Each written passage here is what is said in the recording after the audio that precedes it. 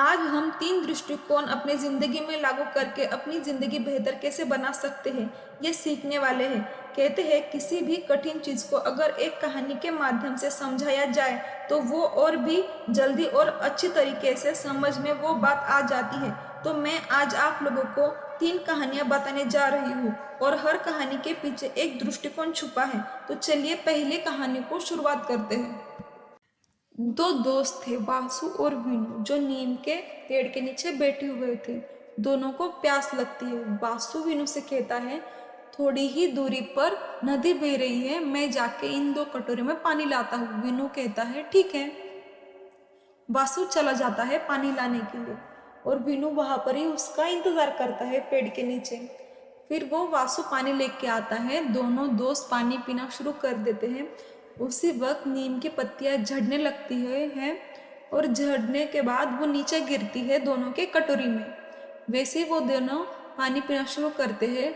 जैसे ही वीनू पानी पीने लगता है उसको वो पानी कड़वा लगता है, तो वो तुरंत ही पानी पीना बंद कर देता है और वो वासु से भी कहता है कि तुम भी पानी मत पियो, पानी बहुत कड़वा है। लेकिन वासु उसकी बात नहीं सुनता है। वो पूरा कटोरी का पानी देखते ही देखते खत्म कर देता है और खत्म करने के बाद वासु कहता है, मेरी तो प्यास बुझ गई।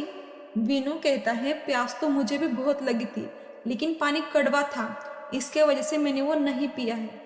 तो वासु वीनू को कहता है कि नीम की पत्तियां बहुत गुणकारी होती है हमारे शरीर के लिए। मलेरिया, त्वचा रोग, इससे भी छोड़कर और पता नहीं कितने सारे रोग से ये लड़ने के लिए मजबूत होती है। तो वीनू को वो बात समझ में आई। वासु ने कहा, नीम का पानी तो मुझे भी बहुत कड़वा लग रहा था, लेकिन इसका गुण बहुत अच्छे होते हैं शरीर के लिए, इसलिए मैंने वो पानी पी लिया। वीनू को पता चलता है कि वो कितने गुणकारी पेड़ के नीचे बैठा हुआ है। कहानी से सीखा हुआ दृष्टिकोण ये है कि वासु के दृष्टिकोण से हमको ये पता चलता है कि वासु ने पानी पीते वक्त पूरा ध्यान नीम के पत्तियों के गुणों पर डाला, इस वजह से वो कड़वा पानी पी पाया। यदि हम अपनी जिंदगी में भी दृष्टिकोण लागू करते हैं ये वाला, तो हमको बहुत सारे फायदे हो सकते हैं। उदाहरण के लिए, जो लोग जिम जाते हैं, भारी मात्रा में वेट उठाते हैं, उनको दर्द होता है, पर उनको पता होता है कि ये चीज़ जो उनको दर्द दे रही है, भविष्य में इससे इनका शरीर मजबूत होने वाला है। इस वजह से वो वेट उठा पाते हैं, क्योंकि उनके शरीर के लिए अच्छा होता है। इसी तरह हमको रोज़ाना ज़िंदगी में भी अगर हमारे लिए कोई चीज़ अच्छी हो और उससे हमको फिलहाल दर्द भी मिल रहा हो, तो वो चीज़ हमको करनी चाहिए। एक गांव में 2 लड़के रहते थे। वो हमेशा साथ साथ रहना पसंद करते थे, खेलना कूदना। एक दिन उस गांव में एक कुत्ता आ जाता है। कुत्ते को देखकर उसमें से एक लड़का, जिसका नाम राजू होता है, वो भागने लगता है और कुत्ते फिर राजू को देखकर उसके पीछे पड़ जाते हैं। राजू का दोस्त राम उसको बचाने के लिए राजू के पीछे दौड़ लगाता है और राजू को रुकने के लिए कहता है। राम की बात सुनकर राजू रुक जाता है और राम जाकर उस कुत्ते को शांत करता है। फिर भी राजू कुत्ते को बहुत डरता है, क्योंकि वो बचपन से ही अपने अंदर कुत्ते को लेकर बहुत उसके अंदर डर रहता है। मगर राम अपने घर में ही बचपन से कुत्ते को संभालते हुए, उनके साथ खेलते कूदते हुए बड़ा होता है। राम के पिता को भी कुत्ते पालने का बहुत शौक होता है और दूसरी तरफ राजू को कुत्ते का नाम सुनकर भी पसीना छूट जाता है, उसके हाथ पांव कांपने लगता है। फिर राम राजू को कहता है, तुम डरो मत, कुत्ते को कैसे हैंडल किया जाता है ये मैं तुमको सिखाऊंगा। और धीरे देखते ही देखते राजू वो सीख जाता है और कुत्ते से वो प्यार करने लगता है। इस दूसरी कहानी से सीखा हुआ दृष्टिकोण ये है कि जिस चीज़ को हम संभालना जानते हैं, जिस चीज़ की हमको आदत होती है, उस चीज़ से हम नहीं डरते हैं, क्योंकि हमको पता होता है कि उस चीज़ को कैसे संभाला जाता है।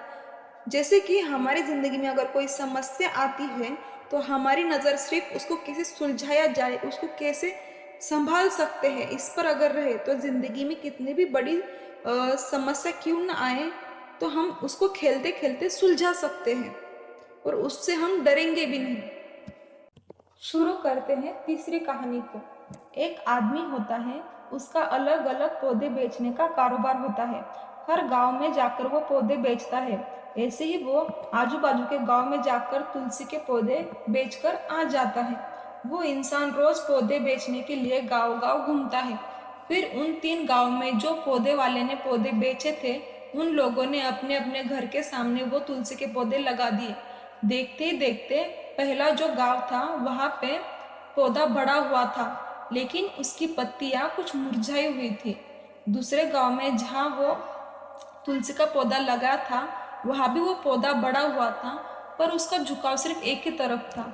और तीसरे गांव में तुलसी का पौधा बड़ा हुआ था और उसके साथ पूरा हरा भरा, और वो चारों तरफ से फैला हुआ था और देखने में भी वो बहुत सुंदर दिखाई दे रहा था, जो बिल्कुल घर के बीचों बीच था।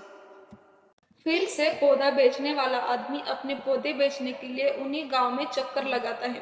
पहले गांव में जाता है।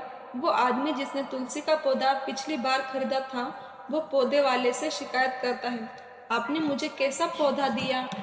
इसकी पत्तियां तो मुरझाई हुई ही आती है, कभी हरी भरी होती ही नहीं है।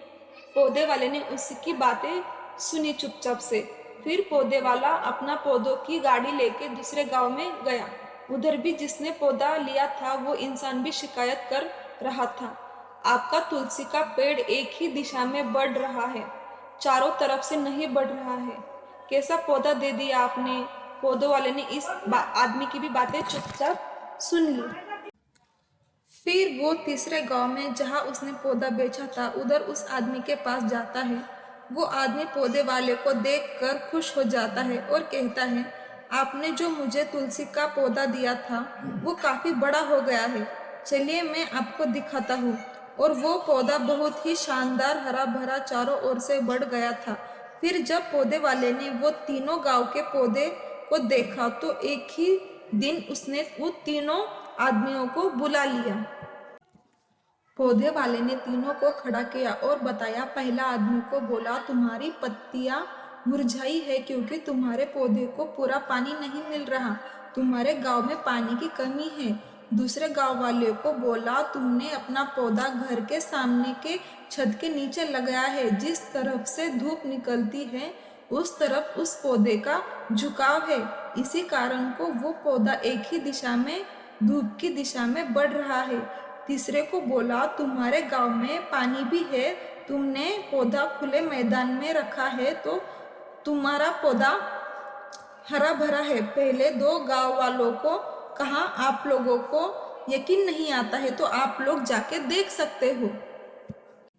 इस तीसरी कहानी से सीखा हुआ दृष्टिकोण ये है कि इस कहानी से ये सीख मिलती है कि जैसे पौधे वाले को तीनों पौधों को अच्छी तरह से देखा समझा, गांव की समस्या समझी, पौधों की जरूरत समझी, उसके बाद तीनों तरफ से विचार विमर्श करने के बाद क्या कमी रह गई है यह समझा गया।